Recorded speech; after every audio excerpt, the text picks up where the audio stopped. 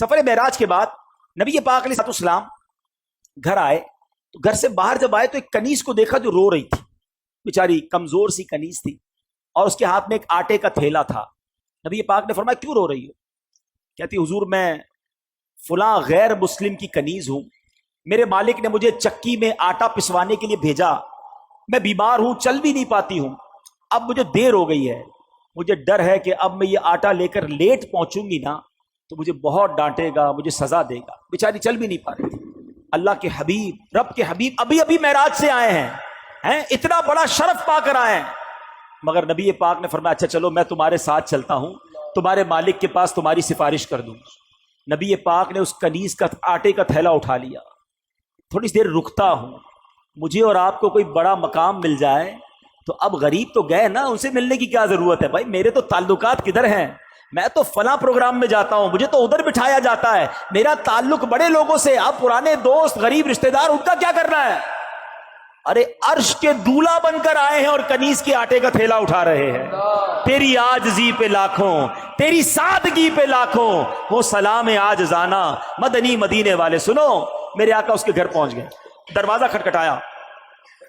وہ نبی پاک علیہ السلام کو جب دروازے پر غیر مسلم دیکھتا ہے تو ہکا بکا رہ گیا، جانتا تھا کہ یہ مسلمانوں کے نبی ہیں، تو کہا آپ کیسے تشریف لائے؟ تو فرمایا کہ یہ تمہاری کنیز ہے، پریشان تھی، ڈر رہی تھی تمہارے پاس آنے کے لیے، اس کو معاف کر دو۔ وہ پتہ ہے وہ کیا کہتا ہے، وہ جو غیر مسلم تھا کہتا ہے پہلے مجھے بتائیے آپ کو آج رات معراج نصیب ہوئی ہے نا؟ غیر مسلم کہتا ہے اے محمد صلی اللہ تعالی علیہ وسلم آج رات آپ کو معراج نصیب ہوئی ہے؟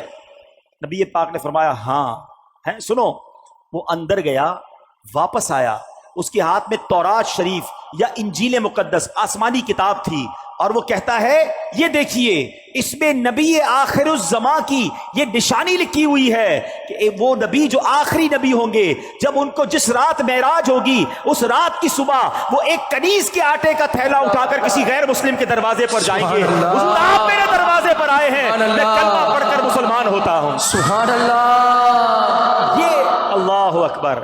اب یہ میرے آقا کی شان ہے کہ نبی پاک کی اس معراج کا ذکر اور معراج کے بعد اس عاجزی کا ذکر بھی آسمانی کتابوں میں موجود ہے۔ ارے جن کے نصیب میں ماننا ہوتا ہے، جن کے مقدر میں ایمان لانا ہوتا ہے، جن کے مقدر میں عشق رسول ہوتا ہے، ان کو یہ سعادت ملتی ہے۔ بڑی پیاری بات شاعر کہتے ہیں، عقل والوں کے نصیبوں میں کہاں ذوق جنون۔